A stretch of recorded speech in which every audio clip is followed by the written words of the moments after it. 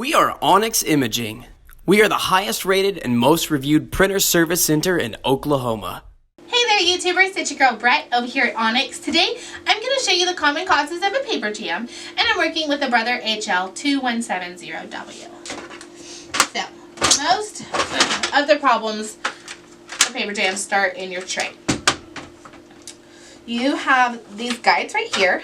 You want to make sure this is in the correct position for the size of paper you're using, whether you use legal, letter. Then also, you have these right here. This is, you're going to use this like for envelopes, sometimes labels, anything that's smaller than the normal size paper. Just make sure it is in the correct position. It's not too loose or too tight. That way the rollers are able to pick up the paper. So also you have these little level indicators right here. You don't want to fill that too much or too little.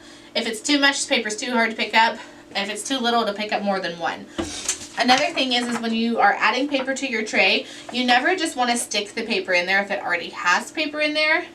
If you do that, a lot of times it's not aligned, so the rollers will pick up the paper that's on the bottom versus the top and result causing a jam. So what I do is I combine my paper together, my old and my new, fan it out.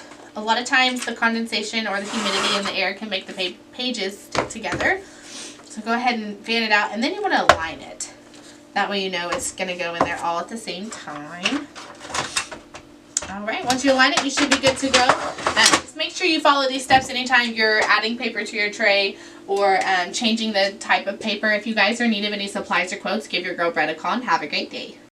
We are Onyx Imaging. We are the highest rated and most reviewed printer service center in Oklahoma.